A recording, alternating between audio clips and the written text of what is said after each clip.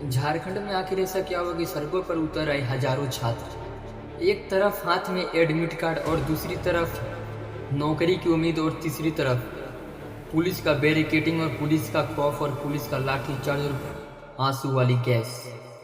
झारखंड की राजधानी रांची में जो पिछले कुछ दिनों से हो रहे प्रोटेस्ट में जो अभी हो रहा है उसने एक बड़े से सवाल को जन्म दे दिया है। आखिर ऐसा क्या हुआ कि नौकरी की तैयारी करने वाले हजारों लाखों छात्र सड़क पर उतर आए और फिर मामला इतना बढ़ गया कि छात्रों के प्रदर्शन पर पुलिस कार्रवाई भी शुरू हो गई और विधानसभा तक मार्च हुआ। और अब भारतीय जनता पार्टी ने भारत के झारखंड राज्य को बंद का ऐलान कर दिया है। लेकिन इस पूरी कहानी के पीछे सिर्फ एक प्रदर्शन नहीं है, लेकिन इसके पीछे भर्ती परीक्षाओं को लेकर उठ रहे गंभीर सवाल और हजारों युवाओं का वो डर कि कहीं उनका मेहनत और उनका भविष्य किसी गड़बड़ी की वजह से बर्बाद तो नहीं हो रहा है। आज के इस डार्क फाइल में हम इसी पूरी मामले के जितने भी इसमें गड़बड़ी हुई है, इसमें इसके अंदर जितनी भी चीज़ें हम सबके बीच हुई है, आज इस डार्क फाइल में हम इस सब चीज़ों को जानेंगे और डिस्कस करेंगे एंड आप सबको क्या क्या हुआ सब कुछ बताएंगे। तो उससे पहले चैनल को सब्सक्राइब करना, वीडियो को लाइक करना, प्यार से कमेंट करना और नेक्स्ट वीडियो किस टॉपिक पे लानी और कैसे लानी है तो आप सब कमेंट कर देना। और इस वीडियो का मेरा कोई मकसद नहीं था लाने का, लेकिन एक भाई ने कमेंट किया कि भाई आप इस वीडियो को लाओ क्योंकि अब बहुत ज़्यादा चल रहा है और हमें भी इसके बारे में कुछ जानकारी बताओ। तो सोचा चलो भाई जानकारी दे देते। तो अगर आप सबको कोई भी चीज़ बोलना हो तो आप सब कमेंट में लिख देना कि इसके बारे में मुझे जानकारी चाहिए, तो मैं आप सबको जानकारी भेज दूंगा। तो बिना किसी देरी के स्टार्ट करते हैं इस डार्क फाइल को।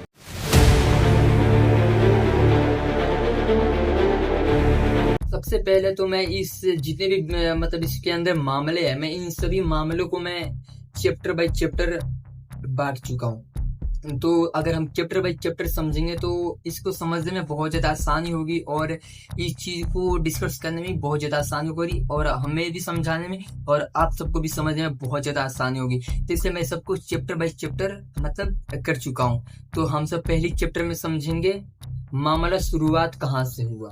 भारत में जेपीएससी और जेडब्ल्यूएसएससी की भर्ती परीक्षाओं को लेकर छात्र लंबे समय से सवाल उठा रहे थे।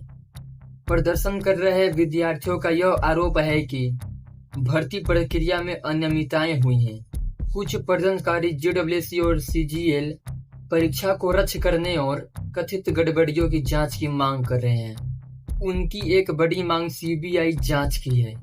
यानी साफ साफ बात की जाए तो छात्रों का कहना है कि यह मामला सिर्फ एक परीक्षा का नहीं है, बल्कि पूरे भर्ती प्रक्रिया की प्रदर्शित का है। और अब नौकरी का बात हो तो यह सवाल सिर्फ एक परीक्षा देने वाला व्यक्ति का नहीं होता। जैसे एक छात्र के पीछे पूरा परिवार खड़ा होता है, कई सालों की तैयारी और कोचिंग का खर्चा, घर वालों की उम्मीद और अपने भविष्य का सपना। इसलिए जब परीक्षाओं में गड़बड़ी का आरोप लगता है तो छात्रों का गुस्सा आग बनकर सड़क पर निकल आता है। और अब हम चैप्टर 2 में समझेंगे आंदोलन, क्योंकि पहली वाली चैप्टर आप सबको पता होगी मामला कहाँ से शुरू हुई और कहाँ खत्म हुई, लेकिन अभी लास्ट वाली खत्म बाकी है। लेकिन अब चैप्टर 2 में समझेंगे कि आंदोलन कैसे स्टार्ट हुआ। रांची में छात्रों का आंदोलन कई दिनों तक चलता रहा। प्रदर्शनकारियों की संख्या बढ़ती गई और मामला धीरे धीरे राजनीतिक मुद्दा भी बनने लगा। 10 अगस्त को छात्रों ने विधानसभा की ओर मार्च करने की कोशिश की। प्रशासन ने बड़ी संख्या में सुरक्षा के लिए पुलिस बल तैनात किए और बैरिकेडिंग भी करी गई, लेकिन प्रदर्शनकारी विधानसभा की तरफ बढ़ते रहे और फिर हालत पूरी की पूरी तरह से बिगड़ गई थी। पुलिस ने भीड़ को नियंत्रित करने के लिए लाठीचार्ज और आंसू गैस और पानी की बौछारें को यूज किया। रिपोर्ट में जो पुलिस वाले आंसू गैस की यूज किए थे बच्चों को रोकने के लिए, स्टूडेंट को रोकने के लिए कि भाई ये करेंगे तो इसे रुक जाए, लेकिन कहाँ रुके भाई, कोई नहीं रुका भाई, बिल्कुल भी नहीं रुका। क्यों रुकेगा भाई, जब वो अपनी मांग कर रहा है, जो अपनी आवाजों को उठा रहा है कि हमें गड़बड़ी, तो नहीं रुके। तो पुलिस वालों ने इसके लिए आंसू गैस का यूज किया था। मैं 100% नहीं बता सकता, लेकिन इसको जो है कई सारे मामलों में आया हुआ है कि बैरिकेडिंग तो की ही गई है, 110% बैरिकेडिंग की गई है, बट इसमें आंसू गैस, पानी की बौछार भी की गई है। लेकिन आंसू गैस की मैं 100% नहीं बता सकता, क्योंकि ये जो है कुछ मामलों में सामने आ रहा है और कई सारे फाइलों में सामने आ रहा है कि इसका भी यूज किया गया है, आंसू गैस का। जैसे दिल्ली में जंतर मंतर पे हुआ था, बहुत ज्यादा हुआ था ये, तो वैसे भी वहां पे करने की कोशिश की गई है, बट हुआ भी है मेरे ख्याल से। मुझे ये कंफर्म नहीं कि हुआ है नहीं हुआ है, बट मैंने सुना है कि हुआ है। वहीं पुलिस की तरफ यह भी बताया गया है कि स्टूडेंटों के द्वारा पथराव हुआ और इधर से जैसे उधर से लाठी इधर फेंक रहे और इधर से लाठी चलाकर ये उन्हें मारे, यानी डंडे चलाकर, कभी पत्थर चलाकर, कभी चप्पल चलाकर ये पुलिस वालों को मारे। जैसे पथराव भी हुआ और पथराव के समय पे बहुत सारे जो है पुलिस वाले भी घायल हुए हैं। ये नहीं जो सिर्फ छात्र घायल हुए, पुलिस वाले भी घायल हुए इससे, पथराव की वजह से। यानी अगर साफ दो शब्दों में बात की जाए तो दोनों तरफ से है ना, बलबूता दोनों तरफ से लगाया गया था, और दोनों तरफ से जो अपनी ये होती है ना भाई, क्या नाम होती है अपनी, मतलब दोनों पक्ष अपनी बलबूता लगे। इधर से स्टूडेंट अपनी बलबूता लगा रहे और उधर से अपने पुलिस वाला अपनी उधर से बलबूता लगा रहे हैं, बट दोनों में भाई एकदम जकड़ गई थी। इधर ये कम है ना इधर ये कम है, दोनों हाथ एकदम बराबर चल रहे हैं। तो इसमें पुलिस वाले बहुत ज्यादा घायल हुए थे, और जब लाठी चार्ज हुआ तो ये वाला यानी स्टूडेंट भी बहुत ज्यादा घायल हुए थे। और एक तरफ छात्र कह रहे कि उनकी आवाजों को दबाई जा रही है, और दूसरी तरफ पुलिस वाला बोल रहा है कानून व्यवस्था बनाए रखने की चुनौती थी। अब आप सब दूसरी चैप्टर में ये समझ लिया कि आंदोलन कहाँ से स्टार्ट हुआ, कैसे स्टार्ट हुआ, और हम तीसरी चैप्टर में ये समझेंगे कि लाठी चार्ज क्यों हुआ और किस लिए हुआ और क्यों हुआ भाई। मतलब लाठी चार्ज की पूरी इसमें डिटेल मैं आपको चैप्टर 3 में बताऊंगा। जो भी बता रहा हूँ ध्यान से सुनना भाई।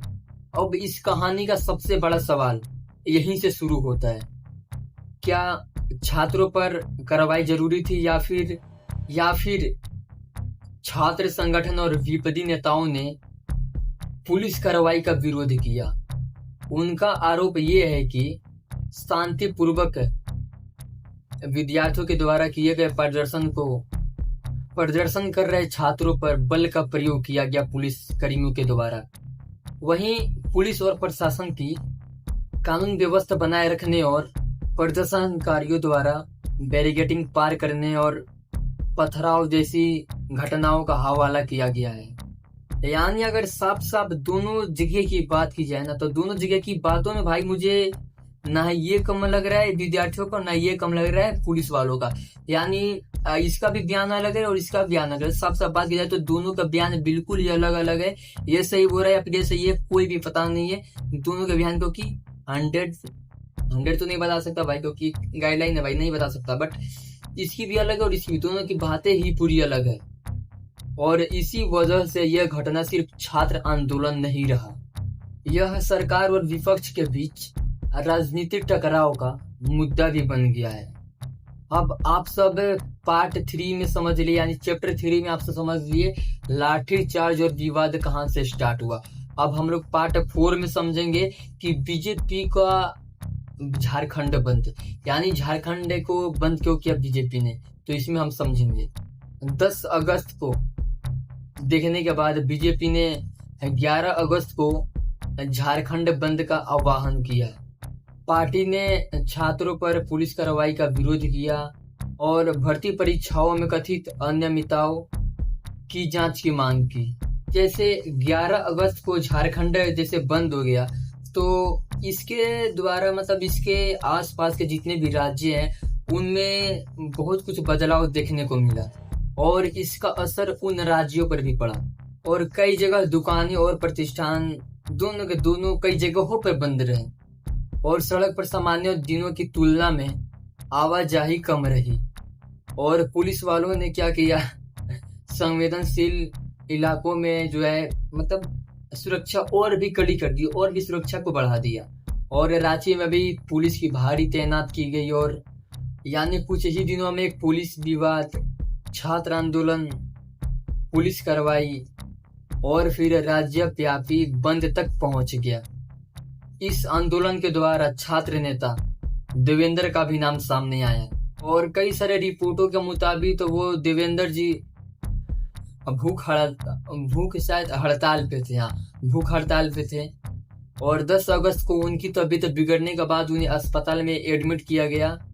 यह घटना छात्रों के आंदोलन में भावनात्मक तरीके से महत्वपूर्ण एंड वेरी यूजफुल बन गई, क्योंकि जब कोई विद्यार्थी या फिर छात्र अपने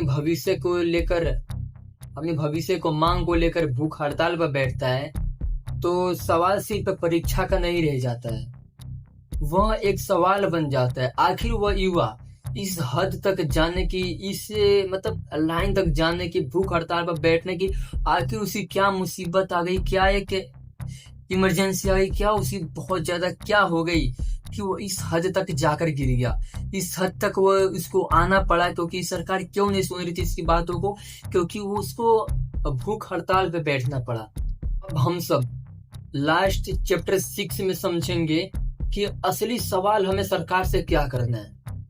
इसी को मेन टॉपिक है, इसलिए मैंने इसको लास्ट में रखा है, क्योंकि आप सबसे पहले इधर जान लो, उसके बाद आप सब एक सवाल सरकार से डायरेक्ट पूछो।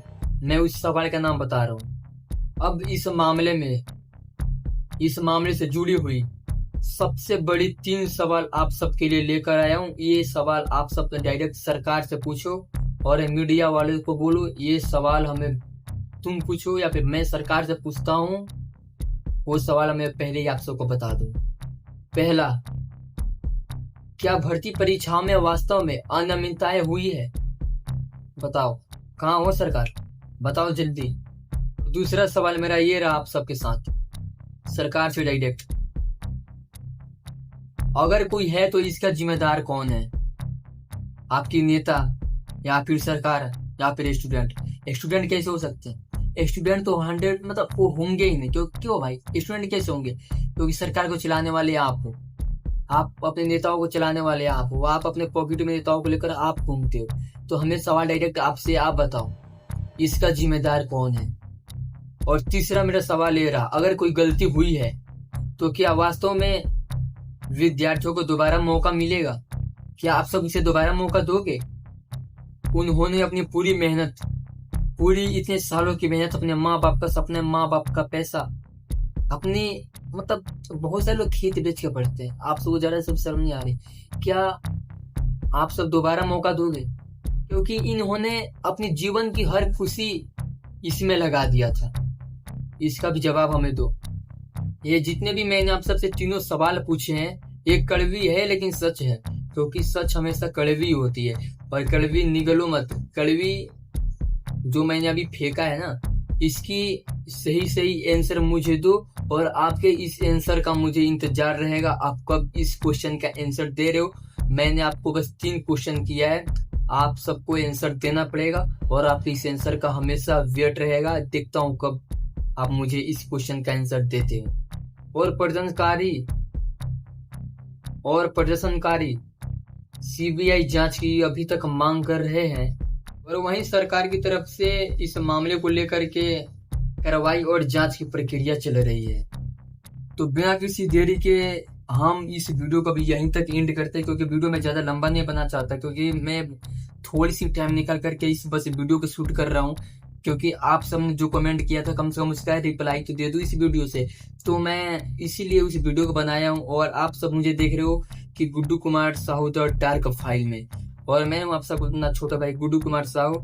और आप सबको वीडियो तो थोड़ी सी भी पसंद है तो चैनल को सब्सक्राइब करना है, वीडियो को लाइक करना। भाई मुझे जल्दी 1 लाख सब्सक्राइबर पूरे करना है, तो आप सब मुझे प्लीज जितने भाई लोग वीडियो देख रहे हो ना, प्लीज भाई अपने छोटे भाई को सपोर्ट करो एंड 1 लाख सब्सक्राइबर भाई अपने छोटे भाई को पूरा कराओ। क्योंकि भाई बहुत दिन से वीडियो बना रहा हूँ, कोई भी सफलता नहीं मिली एंड कोई भी सक्सेस नहीं मिल रही है। तो एक ही बस उम्मीद है, वो उम्मीद है बस आप सबसे, अगर आप सब मुझे सपोर्ट करोगे तो भाई हमेशा मेरा उम्मीद तो मेरा हमेशा जिंदा है, बट अगर आप सब हमेशा सपोर्ट करोगे ना भाई, तो किसी की उम्मीद जल्दी पूरा हो जाएगी और किसी की अगर सपोर्ट नहीं करोगे तो भाई उसकी उम्मीद ही रह जाएगी। तो आपसे प्लीज एक ही बात बोलूंगा, चैनल को सब्सक्राइब करना, क्योंकि जल्दी मुझे 1 लाख सब्सक्राइबर पूरे करना है। और ये वीडियो आप सबको जानकारी फुल लगी हो, इन्फॉर्मेशन इसकी बढ़िया लगी हो, तो आप किसी को शेयर भी कर सकते हो एंड कमेंट में लिख देना अगली बार कौन सी वीडियो लाऊं। और चैनल को सब्सक्राइब कर देना भाई, बार बोल चैनल सब्सक्राइब, तो प्लीज भाई चैनल को सब्सक्राइब कर देना। और अगर आप सब मुझे कांटेक्ट करना चाहते हो तो कमेंट में मेरी नंबर मिल जाएगी, सॉरी कमेंट में डिस्क्रिप्शन बॉक्स में मेरी नंबर मिल जाएगी, तो आप सब यहाँ से मेरे से कॉल कर सकते हो, बातें कर सकते हो। और कोई भी अगर आप सबके पास स्टोरी हो तो मुझे कॉल करके आप सब अपनी स्टोरी शेयर कर सकते हो, क्योंकि आप सबको पता है मैं सिर्फ डार्क फाइल नहीं बनाता, सिर्फ मैं एक हॉरर स्टोरी भी बनाता हूँ। तो हॉरर स्टोरी भी आप सबको मेरी सुनना है, इस वीडियो में जाओ और वीडियो में जाकर देखो, मेरी बहुत सारी हॉरर स्टोरी है। तो आप सब वहां से किसी भी एक हॉरर स्टोरी आप सबको पसंद आए तो वैसे ही मुझे, अगर आप सबके साथ कोई हॉरर स्टोरी घटी हो तो आप सब वैसे ही हॉरर स्टोरी मुझे शेयर कर सकते हो। नंबर मिलेगा आप सबको, नंबर पे फोन कर लेना और आराम से आप सब बैठ कर बातें करना, और उसके बाद अपनी जितनी भी आप सबके साथ हॉरर स्टोरी घटी हुई हो तो उस हॉरर स्टोरी को मेरे साथ शेयर करना। और अगली बार हो सके तो मेरा फेस और आपका फेस, आप कॉल पे ही रहोगे और अब आप वीडियो कॉल, हमारी बातें भी होगी और हम दोनों बात करेंगे, एंड आप भी ये स्टोरी सुनाओगे तो हमारे बहुत सारे लोग देखेंगे। तो ऐसा करना, आप सब कॉल करके अपनी स्टोरी भी शेयर करना। अगर वैसे भी अगर वीडियो खुद ही बनवाना चाहते हो तो भाई मुझे कॉल करके बातें कर सकते हो, और नंबर है 8235310014। यहाँ पे भी स्क्रीन पे नंबर आप सबको मिलेगा और डिस्क्रिप्शन बॉक्स में मेरी नंबर मिल जाएगी। तो मिलते हैं किसी और नेक्स्ट वीडियो में, तब तक के लिए बाय, जय हिंद, जय भारत, वंदे मातरम।